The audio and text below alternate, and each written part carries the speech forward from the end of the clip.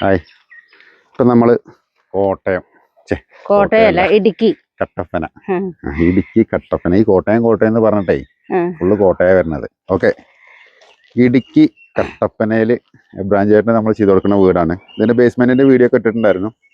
പിന്നെ നാളെ ലൈവ് വന്നപ്പോൾ ഞാൻ പറഞ്ഞായിരുന്നു ഈ വീടിന് നമുക്ക് ഒരു പ്രത്യേകത ഉണ്ടെന്ന്. കാരണം എന്താ വെച്ചിട്ടുണ്ടെന്നുണ്ടെങ്കിൽ ഒരുപാട് ആൾക്കാർ, അതായത് ഏറ്റവും കൂടുതൽ ആൾക്കാർക്ക് നമ്മളെ വീടിനുള്ള ആകെ ഒരു പ്രശ്നം ഒരു GI പൈപ്പ് കൊടുക്കണമായിരുന്നു അല്ലേ? അതെ. GI പൈപ്പ് കൊടുക്കുന്നതിൻ്റെ സ്ട്രെങ്ത്തും കാര്യങ്ങളും അതിൻ്റെ ബെനിഫിറ്റ് എന്താണെന്നൊക്കെ ഞാൻ അതിൻ്റെ മുന്നത്തെ വീഡിയോയിൽ ഒരുപാട് പ്രാവശ്യം പറഞ്ഞിട്ടുണ്ട്. കാരണം നമ്മൾ 4 ഇഞ്ച് ഭിത്തി വെക്കുമ്പോൾ നമുക്ക് 4 ഇഞ്ച് ഭിത്തിനെ ഒരിക്കലും ട്രസ്റ്റ് ചെയ്യാൻ പറ്റില്ല. ആ ഒരു കാരണം കൊണ്ടാണ് നമ്മൾ അതിൽ GI പൈപ്പ് കൊടുത്തുകൊണ്ടിരുന്നിരുന്നത്. അപ്പോൾ ഇനി GI പൈപ്പ് വേണ്ടാത്ത ആൾക്കാർക്ക് നമ്മൾ GI പൈപ്പ് ഇല്ലാണ്ട് തന്നെ ഇതേപോലെ കോൺക്രീറ്റ് വീട് വെക്കുന്നുണ്ട്. അത് തിക്നെസ്സിൽ വ്യത്യാസം വരുത്തിയിട്ടുണ്ട്. അതായത് ചുമരിൻ്റെ ഭിത്തിയുടെ വണ്ണം ഇപ്പോൾ 5 ഇഞ്ചാക്കി മാറ്റിയിട്ടുണ്ട്. പിന്നെ അതേപോലെ തന്നെ നമ്മൾ ഈ പ്ലിന്ത് ഇട്ടിട്ട് ഒരുപാട് ആൾക്കാരെ സംശയമാണ് പ്ലിന്ത് വന്ന് തന്നെ കമ്പി മുകളിലേക്ക് പൊക്കി കൊടുക്കണമെന്നുള്ളത്. നമുക്ക് ചുമര് വയ്ക്കുമ്പോൾ അതിൻ്റെ ആവശ്യം വരുന്നില്ല. കാരണം എന്താ വെച്ചിട്ടുണ്ടെങ്കിൽ ഇപ്പോൾ സാധാരണ നിങ്ങൾ ഇപ്പോൾ ഈ നോർമൽ പ്ലിന്ത് ഇട്ടു, അതിൻ്റെ മുകളിൽ നിങ്ങൾ കല്ലില പടുക്കണ വെച്ചിട്ടുണ്ടെന്നുണ്ടെങ്കിൽ ഇതേപോലത്തെ ഒരു കല്ല് അല്ലേ, സംശയം ചോദിക്കുന്ന ആൾക്കാർ ഇതിൻ്റെ മുകളിൽ മസാല ഇടും. ആ മസാല ഇട്ടിട്ട് ഇങ്ങനെയല്ലേ പടവ് വരിക. അപ്പോൾ ഈ ഒരു പ്ലിന്തും ഇതിൻ്റെ മുകളിൽ വെക്കണ ഈ കല്ലും തമ്മിൽ എന്ത് കണക്ഷനാണുള്ളത്? ഇതിൻ്റെ അടിയത്തെ ഒരു മസാലയുടെ കണക്ഷൻ അല്ലാണ്ട്. അപ്പോൾ നിങ്ങൾ ചോദിക്കുക എന്തിനാണ് ഇങ്ങനെ കമ്പി ഇടുന്നത് എന്നുള്ളത്. കമ്പിയുടെ ആവശ്യമുണ്ട്. കമ്പിയുടെ ആവശ്യം എവിടെ വെച്ചിട്ടുണ്ടെന്നുണ്ടെങ്കിൽ പില്ലർ മാത്രം വരണോടത്ത്. അതായത് ഇതിപ്പോൾ ഇതിൻ്റെ സിറ്റ് ഔട്ടാണ് വരുന്നത്. ഈ ഒരു 2 സൈഡ് ഫുള്ളി ഓപ്പൺ ആയിരിക്കും. അതായത് ഈ കാണുന്ന കമ്പിയുടെ മുകളിൽ ചെയ്യണ പില്ലർ മാത്രമാണ് ഇതിനെ താങ്ങി നിർത്തുന്നത്. പില്ലേഴ്സിന് മാത്രമാണ് നമുക്ക് പ്ലിന്തെന്നോ അല്ലെങ്കിൽ കോളം ഫുട്ടിങ്ങെന്നോ കമ്പിയുടെ കണക്ഷൻ വേണ്ടി വരുന്നുള്ളൂ. ഫുള്ളി കോൺക്രീറ്റ് ചുമരാണ്. ഇപ്പോൾ നമ്മൾ മുകളിൽ ചെയ്ത പോലെ ഫുള്ളി കോൺക്രീറ്റ് ചുമരാണെന്നുണ്ടെങ്കിൽ അതിൻ്റെ ആവശ്യം വരുന്നില്ല. എന്നാൽ കൂടി ഞങ്ങൾ ചുമര് വെക്കുന്ന സമയത്ത് ഇതിലേക്ക് ഡ്രില്ല് ചെയ്ത് ഇറക്കി അതുമെന്ന് കമ്പി കണക്ഷൻ ചെയ്തിട്ടാണ് പോണത്. ഞാനിപ്പോൾ അവിടെ കാണിച്ചു തരാം.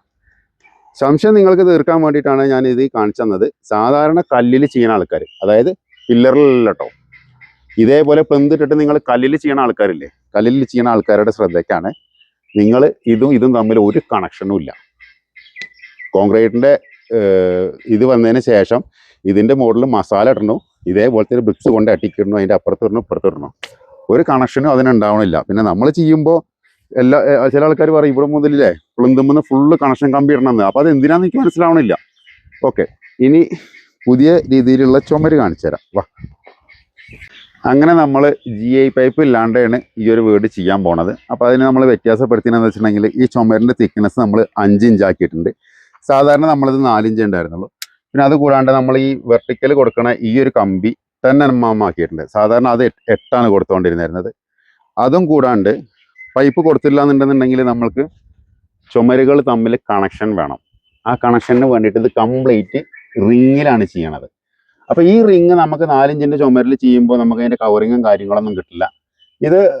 ഇതിൻ്റെ പണിക്കാർക്കൊക്കെ അറിയാം, നമ്മൾ കൺസീൽഡ് ബീമിന് മെയിൻ സ്ലാബിനൊക്കെ കൺസീൽഡ് ബീം ഇടണം, അതേപോലത്തെ സെയിം റിങ്ങാണ് നമ്മൾ ചെയ്തിരിക്കുന്നത്. പിന്നെ ഇതിൻ്റെ കോർണറിൽ വരുമ്പോൾ, അതായത് ഇപ്പോൾ ഇത് സെൻട്രൽ പാർട്ടീഷനായിട്ട് റൂമിലേക്ക് പോണതാണ്. അപ്പോൾ ഇവിടെ നമ്മൾ T പില്ലറാണ് ചെയ്തിരിക്കുന്നത്. ഈ T പില്ലർ കൊണ്ടുള്ള ഗുണം എന്താ വെച്ചിട്ടുണ്ടെങ്കിൽ സാധാരണ ഇപ്പോൾ ഒരു പില്ലർ ചെയ്യണ പോലെയല്ല, ഒന്നും കൂടി സ്ട്രെങ്ത്ത് കൂടുതലായിരിക്കും. അതായത് 5 ഇഞ്ച് തിക്നെസ്സിലുള്ള T പില്ലറായിട്ടാണ് ഇത് വരുന്നത്. ഇതിന് 5 ഇഞ്ചാണ് തിക്നെസ് കേട്ടോ. ഇത് നമ്മൾ 5 ഇഞ്ച് ഭിത്തി തിക്നെസ് ആക്കിയതാണ്. 5 ഇഞ്ചാണ് ഭിത്തിയുടെ തിക്നെസ് വരുന്നത്. കിട്ടിയോ? അതുകൂടാണ്ട് ഇത് T ആയിട്ടാണ് നമ്മൾ ഇതിൻ്റെ കമ്പി ഇട്ടിരിക്കുന്നത്. അതിൻ്റെ കമ്പി ഇട്ടതിൻ്റെയൊക്കെ വീഡിയോ ഞാൻ ഇതിൻ്റെ മുന്നിൽ ആഡ് ചെയ്യാം. അപ്പോൾ ഒരു T പില്ലറായിട്ടാണ് വരിക. സാധാരണ പില്ലറിനേക്കാളും കൂടുതൽ സ്ട്രെങ്ത് ഉണ്ടായിരിക്കും ഇതിന്. പിന്നെ ഇവിടുന്ന് ഇപ്പോൾ ഇവിടുന്ന് കണ്ടില്ലേ, നമ്മൾ ഈ ചുമരിലെല്ലാം നമ്മളെ കമ്പി കൊണ്ട് ആ കമ്പിയുടെ കണക്ഷനാണ് ഇട്ടിരിക്കുന്നത്. അപ്പോൾ നമ്മളിങ്ങനെ ഇവിടുത്തെ ചുമര് വെക്കുന്ന സമയത്ത് ഇതുമെന്ന് വെൽഡിങ് അടിച്ചിട്ട് ഈ കമ്പി ലെങ്ത്ത് കൂട്ടുകയാണ് ചെയ്യുക. അപ്പോൾ ഒരുപാട് ആൾക്കാർ ചോദിക്കലുണ്ട്, പില്ലർ ചെയ്തിട്ട് പില്ലറിൻ്റെ മുകളിൽ മെയിൻ സ്ലാബ് ചെയ്ത വീടുകൾ വിളിക്കാറുണ്ട്. അപ്പോൾ അവർ ചോദിക്കും പില്ലറിൻ്റെ ഇടയിൽ ഇതേപോലെ ചുമര് കോൺക്രീറ്റിൽ ചെയ്തുകൂടെ. അങ്ങനെ ചെയ്യുമ്പോൾ ഒരു പ്രശ്നം എന്താ വെച്ചാൽ സാധാരണ ഒരു പില്ലറിന് ഇതേപോലെ പുറത്തേക്ക് കമ്പി ഉണ്ടായിരിക്കില്ല, ഉണ്ടാവുമോ? അപ്പോൾ എന്താ ചെയ്യേണ്ടത്? ഇപ്പൊ ഇതൊരു പില്ലറാണെന്നുണ്ടെങ്കിൽ നമ്മൾക്ക് അതിൽ ഡ്രില്ല് ചെയ്തിട്ട് കമ്പി എടുക്കാനല്ലേ പറ്റുള്ളൂ. ഈ തറയുമെന്ന് നമ്മൾ ഡ്രില്ല് ചെയ്തിട്ട് മുകളിലേക്ക് ഈ കമ്പി പൊക്കിയ പോലെയല്ല, ഒരു പില്ലറിമേ ഡ്രിൽ ചെയ്തിട്ട് കമ്പി പോക്കണത്. കാരണം ഇപ്പോൾ 4 ഇഞ്ചിൻ്റെ ചുമര വിചാരിച്ചോ, ഒരു പില്ലറിൻ്റെ സൈഡിൽ നിന്ന് 2 ഇഞ്ചിലെ ഡ്രില്ല് ചെയ്യുക. എന്നിട്ട് നമ്മൾ 10 അടി ചുമരൊക്കെ ഉണ്ടാക്കി വെച്ചിട്ട് ഈ ചുമര് ചിലപ്പോൾ ഫുൾ ചുമരാവണ സമയത്ത് ഇതിൽ തള്ളിക്കഴിഞ്ഞാൽ ആ ചുമര് ചിലപ്പോൾ മറിഞ്ഞാടും. കാരണം എന്താ വെച്ചിട്ടുണ്ടെങ്കിൽ ഇതെന്ന് പറഞ്ഞ കമ്പിയുടെ കണക്ഷൻ അല്ല, ഇത് എന്ന് പറഞ്ഞു കഴിഞ്ഞാൽ ഈ കമ്പി ഈ ടീ പില്ലറിൻ്റെ ഉള്ളിൽ കൂടെ കണക്ഷൻ ആയിട്ടാണ് വന്നിരിക്കുന്നത്. അതേപോലെ തന്നെ 2 സൈഡിലേക്കും ഫുള്ളി ലോക്ക്ഡ് ആവും. അപ്പോൾ ഇത് ഡ്രില്ല് ചെയ്തെടുക്കണതും ഈ ഉള്ളിലത്തെ റിങ്ങുമെന്ന് ഈ കമ്പി വരുന്നതും തമ്മിൽ വ്യത്യാസമുണ്ട്. അതുകൊണ്ടാണ് നമ്മൾ പില്ലർ ചെയ്തതിൻ്റെ മുകളിൽ നമുക്ക് ഇതേപോലത്തെ കോൺക്രീറ്റ് ചുമര് വെക്കാൻ പറ്റാത്തത്. പിന്നെ ഇങ്ങനെയൊക്കെ പണിയെടുക്കുന്ന സമയത്ത് ഇതൊക്കെ നമ്മൾക്ക് ആദ്യം അറിയാഞ്ഞിട്ടൊന്നുമല്ല.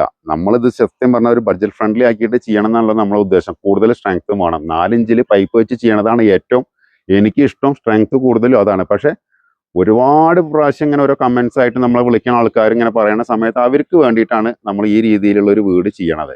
കാരണം ഈ രീതിയിൽ ചെയ്യുമ്പോൾ വീടിന് റേറ്റിൽ വ്യത്യാസം വരും. ഒരു സ്ക്വയർ ഫീറ്റിന് 1500 രൂപ ആകും. ഇപ്പോൾ നമ്മൾ 1400 ചെയ്യണേക്കാളും 100 റുപ്യ അധികം കൂടുതൽ എന്തിനാണ് മേടിക്കുന്നത് വെച്ചിട്ടുണ്ടെങ്കിൽ നിങ്ങൾക്കറിയാം ഈ സാധനത്തിന് റിങ് അടിച്ചത് കാരണം മെറ്റീരിയൽസ് കൂടുതൽ പോകും. അതേപോലെ കോൺക്രീറ്റിൻ്റെ തിക്നെസ് കൂട്ടുമ്പോൾ അതിന് മെറ്റീരിയൽസ് കൂടുതൽ വരും. അതേപോലെ തന്നെ ലേബറും നമ്മൾക്ക് ഒരുപാട് അധികം വരും. അപ്പോൾ ഈ പൈപ്പ് ഒഴിവാക്കുമ്പോൾ ഇതേപോലത്തെ ഓരോ ബുദ്ധിമുട്ടുകളും കാര്യങ്ങളും അതിൻ്റെ അഡീഷണലായിട്ട് വരും. അതേപോലെ തന്നെ നമുക്ക് പൈപ്പ് ഒഴിവാക്കിയതുകൊണ്ട് 4 ഇഞ്ച് ചുമരോട്ട് ചെയ്യാനും പറ്റില്ല. അപ്പം മിനിമം നമുക്ക് 5 ഇഞ്ചേലും കൊടുക്കണം. അങ്ങനെ കൊടുക്കുമ്പോൾ അതിൻ്റെ കോസ്റ്റിലും വ്യത്യാസം വരും. ഇതിപ്പോൾ നമ്മൾ പുതിയൊരു ഇതാണ്, നമ്മൾ ഡോറ് കൂട്ടത്തിൽ വെക്കാറുണ്ടായിരുന്നില്ല അല്ലേ? വിത്ത് ഡോറ് അതായത് ഒരു ചെറിയൊരു ഇതിപ്പോൾ ഫ്രണ്ട് ഡോറും ഉണ്ട് ബാക്ക് ഡോറും നമ്മൾ ഇത് തന്നെയാണ് ചെയ്തിരിക്കുന്നത്. ഇതിന് ഫ്രണ്ട് ഡോർ കാണിച്ചെടുക്കാൻ അല്ല, ഞാൻ ഫ്രണ്ട് ഭാഗം എന്ന് പറഞ്ഞാൽ ഇത് കാണിച്ചു കൊടുക്കാനാണ് പറയണത്. സെയിം ഇതേ ഡിസൈൻ തന്നെയാണ് അവിടെ വരുന്നത്. അപ്പൊ ഇങ്ങനെ ആകുമ്പോ ഒരു വീടിന്റെ പണി കഴിയുമ്പോ തന്നെ ഏകദേശം അടച്ചുറപ്പായി. പിന്നെ ജനലിന് ഗ്ലാസ് ഇട്ട് കഴിഞ്ഞാല് പണി തീർന്നു. പിന്നെ ടൈൽസിന്റെ വർക്കും ഇപ്പൊ ഇതാണ് ഫിനിഷിങ്. നമ്മൾ ഇടയ്ക്കിടയ്ക്ക് എടുത്ത് പറയണ്ട. ജസ്റ്റ് പ്രൈമർ അടിച്ചാൽ താമസിക്കാൻ പറ്റുന്ന പറഞ്ഞത് വെറുതെ ഒന്നല്ല. ജസ്റ്റ് പ്രൈമർ അടിച്ചാൽ താമസിക്കാൻ വീട്ടുകാർക്കൊക്കെ വേണമെന്നുള്ള ആൾക്കാർക്ക്, അതല്ല കാശ് ചെലവാക്കണ ഇതുള്ള ആൾക്കാർക്ക് പിന്നെ വിഷയമല്ല. ഇപ്പൊ ഇങ്ങനത്തെ ഒരു സേഫ്റ്റി ഡോർ ബാക്കിലും ഫ്രണ്ടിലും വന്നു കഴിഞ്ഞിട്ടുണ്ടെന്നുണ്ടെങ്കിൽ നമ്മളെ വീട് അടച്ചുറപ്പുമായി. ഇനിയിപ്പോ ഈ ഒരു രീതിയിൽ ചെയ്യുമ്പോൾ ഇതിന്റെ പുറത്ത് നോക്കുമ്പോഴാണ് ആൾക്കാർക്ക് ഒന്നും കൂടി സാധാരണ നമ്മളിതിൽ പുറത്തൊരു പൈപ്പ് വരുമല്ലോ, കണ്ടോ? ഇനിയിപ്പോ ആ പൈപ്പിന്റെ ഒരു വിഷയം വരുന്നില്ല. ആ തല മുതൽ അങ്ങനെ കാണിച്ചെടുക്കും.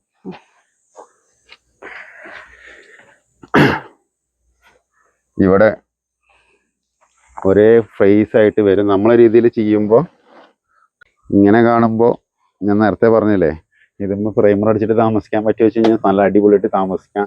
ഒരു പ്ലാസ്റ്ററിങ്ങിൻ്റെ ഇതിപ്പോൾ പ്ലാസ്റ്ററിങ് ചെയ്താണ്, ഇതുണ്ടോ?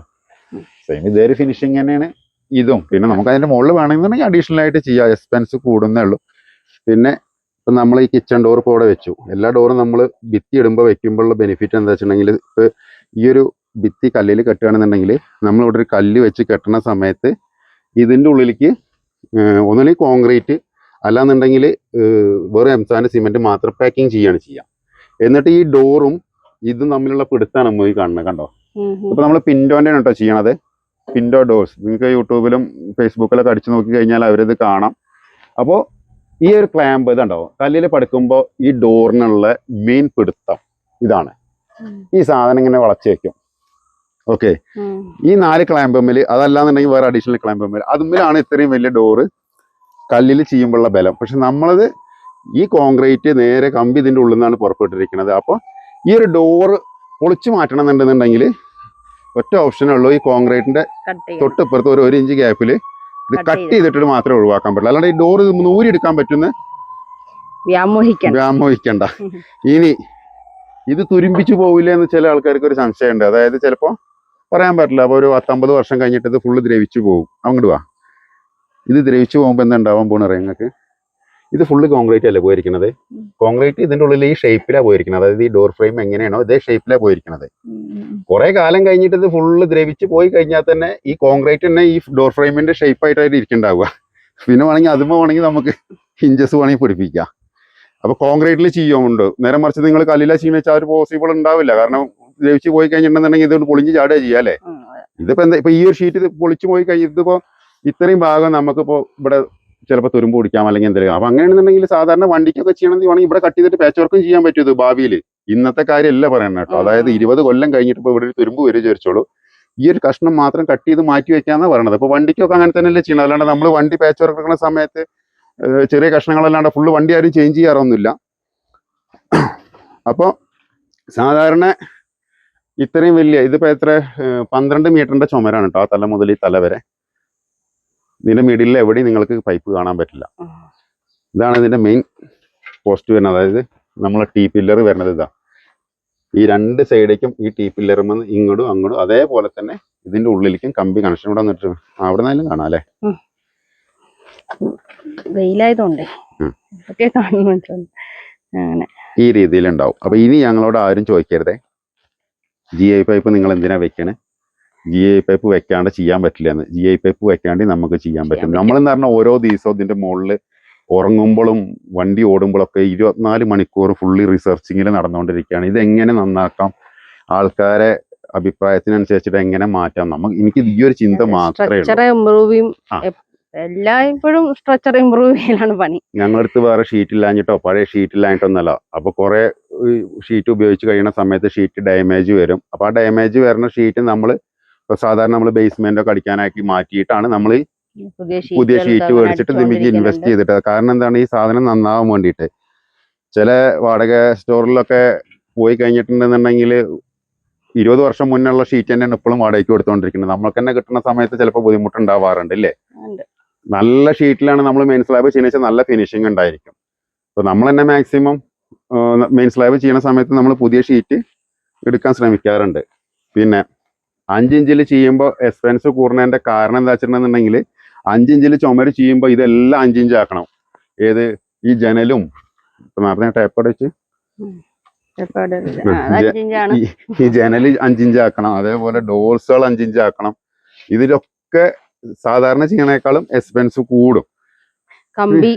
കമ്പിയുടെ അതായത് 8 ഇഞ്ചാണ് കേട്ടോ ഈ കമ്പിയുടെ അകലം വരുന്നത്. ഇതേപോലെ ഈ വീട്ടിൽ എത്ര ചുമരുണ്ടോ അതേപോലെ ഉണ്ടായിരിക്കും. അതേപോലെ 5 ഇഞ്ച് ആക്കിയപ്പോൾ നമ്മൾ അടിയിൽ നിന്ന് മുകളിലേക്കുള്ളതും 8 ഇഞ്ച് ഗ്യാപ്പാണ് കൊടുക്കുന്നത്. 8x8. ഈ ഡോറൊന്ന് നേരെ കാണിച്ചു കൊടുക്കുക. ഈ ഡോറ് ഇപ്പൊ പ്രൈമറാണ്. ഇതെല്ലാം വർക്കും കഴിഞ്ഞിട്ട് വുഡൻ വേണമെങ്കിൽ വുഡൻ കൊടുക്കുക, അതല്ല നോർമൽ പെയിന്റ് വേണമെങ്കിൽ അതും കൊടുക്കാം. കുറ്റിയിട്ടുണ്ട്.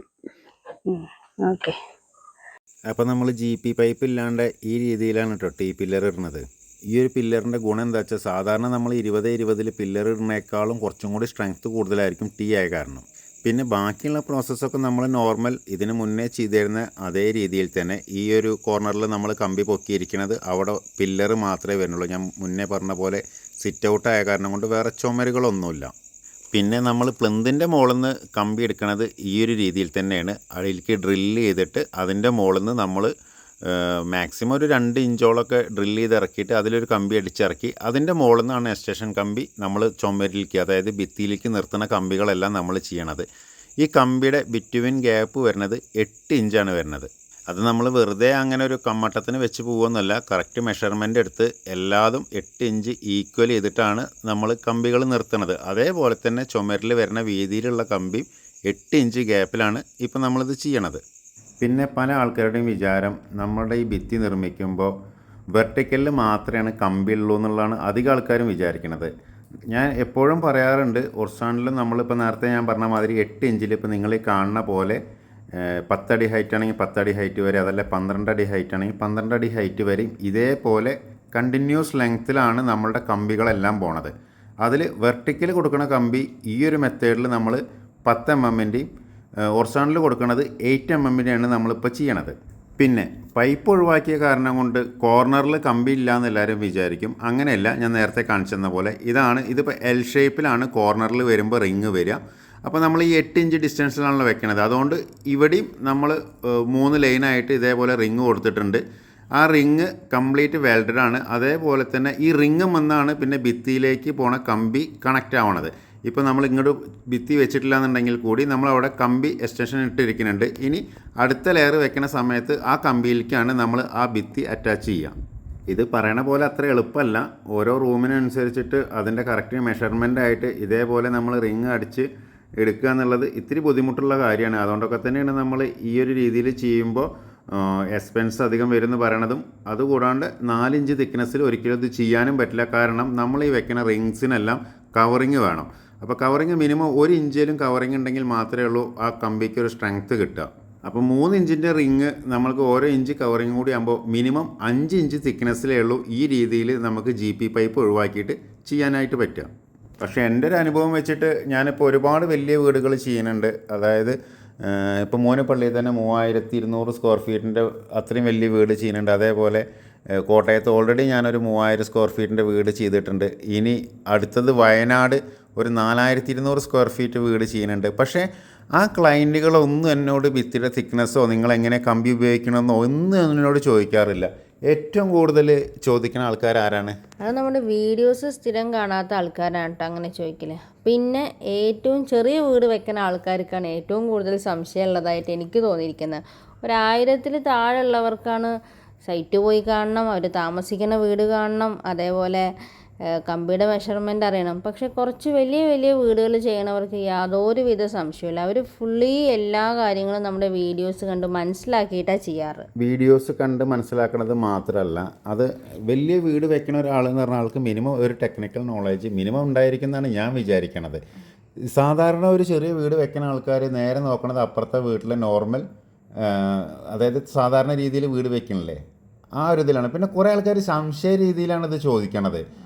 ഇവർ എങ്ങനെയൊക്കെ സംശയിച്ചു കഴിഞ്ഞാലും കല്ലിൽ വെക്കുമ്പോൾ ഇവർക്ക് ഒരു സംശയമില്ല, എല്ലാം ക്ലിയറാണ്. പക്ഷേ കോൺക്രീറ്റിൽ ഭിത്തി നിർമ്മിക്കുമ്പോൾ ഇവർക്ക് മാത്രമേ ഉള്ളൂ സംശയം. നമ്മളെ വലിയ വീടുകൾ ചെയ്യണ ഒരാളും ചില ക്ലയൻസിനൊക്കെ ഞാൻ ബുക്കിങ്ങിനൊന്നും പോകുമ്പോൾ ഞാൻ സംസാരിക്കാറും കൂടി ഇല്ല. കാരണം ഓൾറെഡി നീ പറഞ്ഞു കൊടുത്തതെല്ലാം അവർക്ക് മനസ്സിലായിട്ടുണ്ടാവും.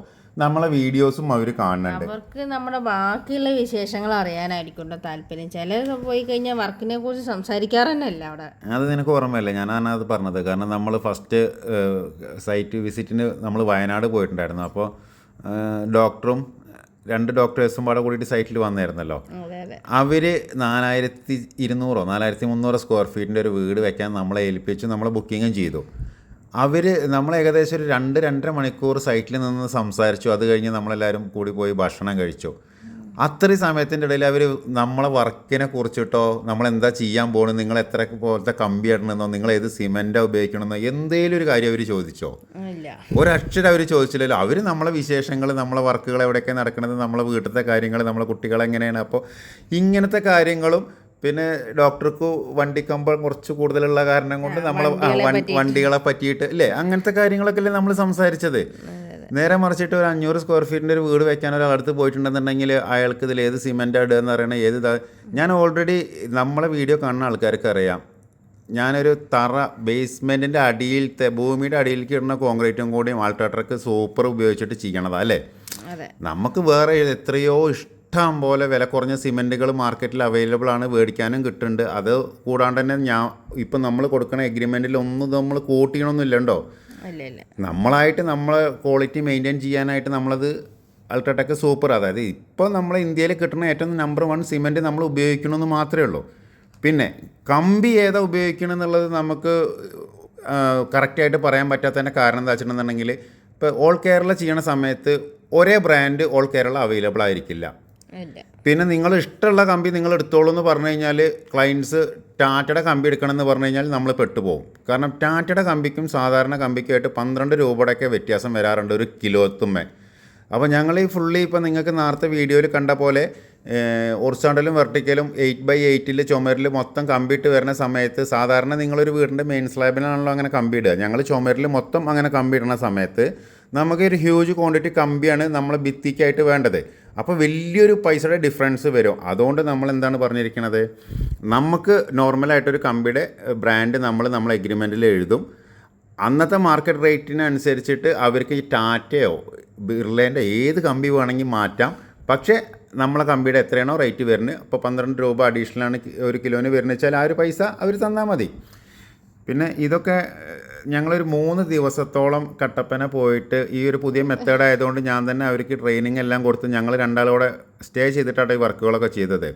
അപ്പോൾ ദിവസം ഒരു 10 മണി 11 മണിയൊക്കെ ആവും ഞങ്ങൾ സൈറ്റിൽ നിന്ന് വരാനായിട്ട്. അപ്പോൾ വൈകുന്നേരം അമ്മ തന്നെ കുക്ക് ചെയ്ത് ഞാനവിടെ അവരുടെ കൂടെ ജോലി ചെയ്ത് ഏകദേശം 11 മണിക്കാണ് ഞങ്ങൾ വർക്ക് സ്റ്റോപ്പ് ചെയ്യണത്. അപ്പം ഞങ്ങൾ വൈകുന്നേരത്തെ ഭക്ഷണം ഞങ്ങൾ അവിടെ തന്നെ സൈറ്റിൽ തന്നെ കുക്ക് ചെയ്തിട്ട് ഞങ്ങൾ എല്ലാവരും കൂടെ കൂടി കഴിക്കാറാണ് ചെയ്യാറ്. അതിപ്പോൾ വീഡിയോ കാണുന്ന ആൾക്കാർക്ക് അറിയാം, എല്ലാ സൈറ്റിലും ഞങ്ങൾ പോയിട്ടുണ്ടെങ്കിൽ സൈറ്റിൽ ഇതായപ്പോൾ കണ്ടില്ലേ വർക്ക് കഴിഞ്ഞ് ഇങ്ങനെ ആൾക്കാർ നമ്മളെ കേരളത്തിൽ ഇങ്ങനെ വർക്ക് ചെയ്യണ്ടോയെന്ന് ചോദിച്ചാൽ തന്നെ വളരെ റെയറായിട്ട്, അതായത് എത്രയോ ഇല്ലാന്ന് തന്നെ പറയാം. ഈ രാത്രി പണിയെടുക്കും കോടിക്കണക്കിന് രൂപ ചെലവഴിച്ച് പണിയണ ഹൈവേ അല്ലേ, അവിടെ തന്നെ നമുക്ക് ചില സൈറ്റ് കണ്ടിട്ടുണ്ടെന്നുണ്ടെങ്കിൽ സങ്കടം തോന്നും. കാരണം അവർക്ക് ഒരു 6 ആള് 7 ആള് അത്രയും ആൾക്കാരൊക്കെയാണ്. സ്ഥലത്ത് ഒരു പാലം പണിയുമ്പോൾ ഒരാളൊക്കെ നിന്നിട്ട് കമ്പി വളയ്ക്കാം. അപ്പൊ ഈ ഇടയ്ക്ക് ഒരു സ്ഥലത്ത് ഞങ്ങൾ പോകുമ്പോ കണ്ടത്, ഇടയ്ക്കല്ല, ഞാൻ നമ്മളെ വീഡിയോ കാണുന്ന ആൾക്കാർക്ക് ഒന്നും കൂടി ഇതാവാനായിട്ട് ഞാൻ പറയാം, പെരുമ്പാവൂര്, അതായത് നമ്മളെ ആ പാലത്തിൻ്റെ പേരെന്താണ്, പെരുമ്പാവൂർ കാലടീൻ്റെ ഇടയിലുള്ളൊരു പാലം പണിയാൻ തുടങ്ങിയിട്ട് ഇപ്പോൾ ഏകദേശം എത്ര വർഷമായിട്ടുണ്ടാവുമോ? നമ്മൾ ഈ കൺസ്ട്രക്ഷൻ തുടങ്ങിയിട്ട് തന്നെ ഇപ്പോൾ ഏകദേശം 2 വർഷത്തിൻ്റെ മുകളിലായി നമ്മൾ ആ റോട്ടിൽ കൂടി നടന്നുകൊണ്ടിരിക്കുന്നു അല്ലേ. അതായത് 2 വേനൽക്കാലം 2 മഴക്കാലം കഴിഞ്ഞു, ഇപ്പോഴും ആ പാലത്തിൻ്റെ പണി പകുതി പോലും ആയിട്ടില്ല. എപ്പോൾ നമ്മൾ വണ്ടി കൊണ്ട് പാസ് ചെയ്യുമ്പോൾ ഒരു 10 ആള് 15 ആള്. ഇത് ഗവൺമെൻറ് പൈസ കൊടുക്കാഞ്ഞിട്ടാണോ അതോ? പിന്നെ നമ്മൾ ഇവിടെ പോകുമ്പോൾ അവിടെ തോപ്പുംപടി പോണ വഴിക്കുള്ള അതേത് സ്ഥലത്താണ്, അത് NH-66. അതിന്റെ കാര്യം പിന്നെ പറയണ്ട. അതെന്താ സംഭവം എന്ന് വെച്ചാൽ ഒരു ഞായറാഴ്ചയാണ് അവിടെ ഏറ്റവും കുറവ് വണ്ടി വരിക. സ്കൂളില്ല, വർക്കില്ല, ഞായറാഴ്ച അവർക്ക് ലീവാണ്. കാരണം എന്താ വെച്ചിട്ടുണ്ടെങ്കിൽ ഞായറാഴ്ച അവർ ജോലി ചെയ്യില്ല. മറ്റേ നമുക്ക് അതിന്റെ അടിയിൽ കൂടി പോകാൻ തന്നെ പേടി. അവരുടെ കയ്യിൽ നിന്ന് ഒരു ടൂൾസ് നമ്മുടെ വണ്ടിക്ക് ചാടിയാൽ മതി. നമ്മുടെ വണ്ടിയുടെ വീഡിയോസ് കാണുന്ന ആൾക്കാർക്ക് അറിയാം, ഒരുപാട് ആൾക്കാർക്ക് അപകടം പറ്റിയിട്ടുണ്ട്. അപ്പൊ ഞങ്ങൾ 3 ദിവസം ഈ ഒരു ഹോട്ടലിലാണ് സ്റ്റേ ചെയ്തത്. ഇത് കട്ടപ്പനുള്ള എന്താണ് ഹോട്ടലിന്റെ പേര്? വുഡ്ലാർക്ക്. നല്ല ഹോട്ടലായിരുന്നു. അപ്പോൾ ഞങ്ങൾക്ക് നല്ലൊരു ഡീലൊക്കെ തന്നിട്ടുണ്ട്. കാരണം ഞങ്ങൾക്കിപ്പോൾ എന്തായാലും ഒരു 6 മാസത്തോളം ഈ ഒരു പ്രൊജക്റ്റിന് വേണ്ടിയിട്ട് ഇടയ്ക്കും തലയ്ക്കൊക്കെ ഇട്ട് പോയി സ്റ്റേ ചെയ്യേണ്ടി വരും. അപ്പോൾ അധിക സ്ഥലങ്ങളിൽ ഞങ്ങൾക്ക് ഇതേപോലത്തെ കണക്ഷൻസ് ഉണ്ടാവാറുണ്ട് കേട്ടോ. ഈ ഒരു കൺസ്ട്രക്ഷൻ മേഖലയിൽ ഞങ്ങൾ വന്നതിന് ശേഷം സാധാരണ ഞാൻ ഇതിന് മുന്നേ പറയാറുണ്ട്, പല ആൾക്കാർക്കും പല കുടുംബക്കാരുണ്ടായിരിക്കും, അല്ലെങ്കിൽ പല കൂട്ടുകാരുണ്ടായിരിക്കും പല ജില്ലകളിലും. പക്ഷെ ഞങ്ങൾക്ക് അങ്ങനെയല്ല. കേരളത്തിലെ കാസർഗോഡ് ജില്ലയിലല്ലാത്ത വേറെ എവിടെ പോയി കഴിഞ്ഞാലും ഒരുപാട് ആൾക്കാരോട് കണക്ഷനാണ്. നമ്മളെ മെറ്റീരിയൽസ് മേടിക്കുന്ന ആൾക്കാർ, അവരോട് നല്ല കണക്ഷൻ. അതേപോലെ ഞങ്ങൾ ഹോട്ടലിൽ നിൽക്കുന്ന ആൾക്കാരോട് കണക്ഷൻ. പിന്നെ നമ്മളെ സ്റ്റാഫിന് മറ്റേ ഫുഡിൻ്റെ ഇത് മേടിക്കുന്ന ആൾക്കാരോട് അല്ലേ, എത്ര ആൾക്കാരുണ്ട്.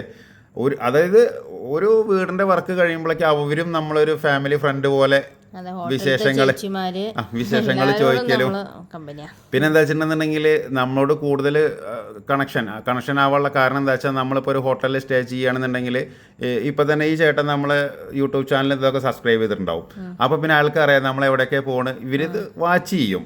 ഇപ്പം നമ്മൾ പിറവത്ത് ഹോട്ടലിൽ പോയി കഴിയുമ്പോൾ ചോദിക്കില്ലേ, അപ്പം അങ്ങോട്ട് വരാറില്ലല്ലേ, അപ്പം നിങ്ങളവിടെ വീടെടുത്തു. അപ്പോൾ അവരതൊക്കെ അപ്ഡേറ്റഡ് ആണ്. അതിൻ്റെ ഒരു ഉദാഹരണം പറയുകയാണെന്നുണ്ടെങ്കിൽ, ഞങ്ങളിപ്പോൾ ചെയ്യുന്ന പ്രോജക്റ്റ് കോട്ടയം മുനിപ്പള്ളിയിൽ ഒരു 3000 സ്ക്വയർ ഫീറ്റ് ഒറ്റ നില വീടുണ്ടല്ലോ. അപ്പോൾ ഞങ്ങൾ ആദ്യമായിട്ട് അവിടെ ചെല്ലുമ്പോൾ ആദ്യം ഞാൻ ജോണീനോടാണ് ഫുള്ള് സംസാരിച്ചുകൊണ്ടിരുന്നത്. അപ്പോൾ ആദ്യം അവൻ പറഞ്ഞു ഇങ്ങനെ മമ്മീൻ്റെ അവിടെ എന്നൊക്കെ പറഞ്ഞ് ഫോൺ നമ്പറൊക്കെ തന്നു പോയപ്പോൾ ഞാൻ ആദ്യം വിചാരിച്ചത് അവിടെ കുറച്ച് നല്ലൊരു ഭയങ്കര അടിപൊളിയായിട്ടുള്ള ഒരു അമ്മച്ചിയാണ്. അവിടെ ചെന്നപ്പോൾ ഒരു പാവൊരു അമ്മച്ചിയായിരുന്നു.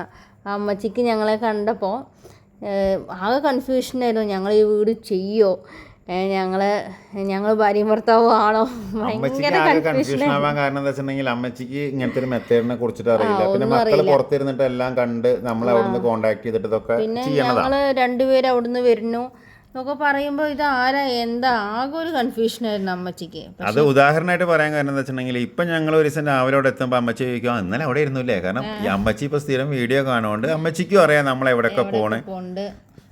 ഇപ്പം ഞങ്ങളുടെ കൂടെ ഓരോ സൈറ്റിലേക്ക് വരാൻ ഇഷ്ടം, അമ്മച്ചിക്ക് സമയമില്ലാത്തതുകൊണ്ട് വീട് കൂടി കാണുന്നുണ്ട്. ഇല്ലെങ്കിൽ ഞങ്ങളുടെ കൂടെ കൊല്ലത്തേക്കൊക്കെ ഞങ്ങൾ ഇന്നാൾ വിളിച്ചപ്പോൾ ഞാൻ റെഡിയാണ് വരാമെന്നൊക്കെ പറഞ്ഞിട്ടുണ്ട്. ഇനിയിപ്പോൾ കട്ടപ്പന പോവുകയാണെന്ന് പറഞ്ഞാലും വൺ ഡേ ടൂറൊക്കെ ആണെന്നുണ്ടെങ്കിൽ അവർ പോരും.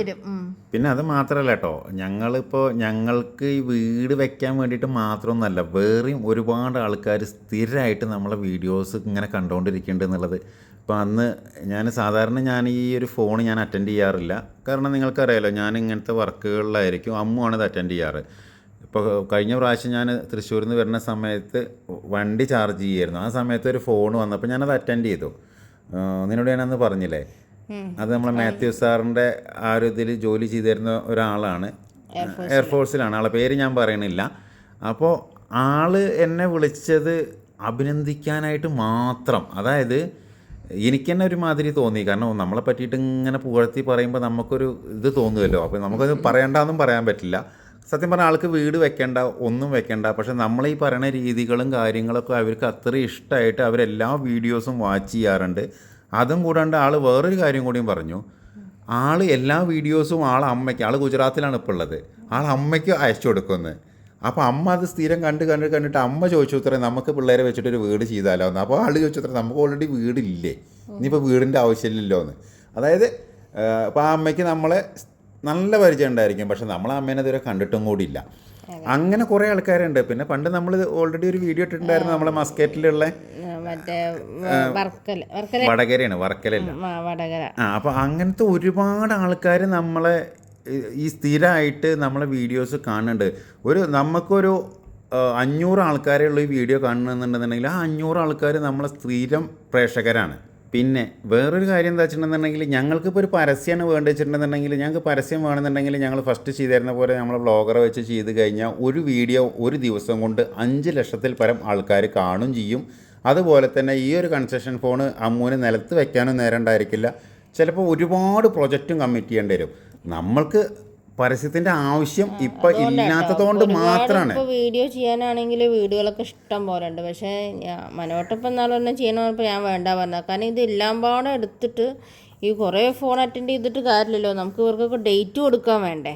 നമുക്ക് വർക്കിനൊരു ക്ഷാമം ഇല്ലാത്തതുകൊണ്ടാണ് ഞങ്ങൾ ഒരു പരസ്യം പോലെ ഈ ഒരു ഇൻഫർമേഷനൊക്കെ ഇതിൽ പാസ് ചെയ്യുന്നത്. എന്താ വെച്ചിട്ടുണ്ടെങ്കിൽ നമ്മളെ വർക്കിൻ്റെ പ്രോഗ്രസ്സും നമ്മളെ കാര്യങ്ങളും മാത്രമാണ് നിങ്ങളോട് ഷെയർ ചെയ്യണത്.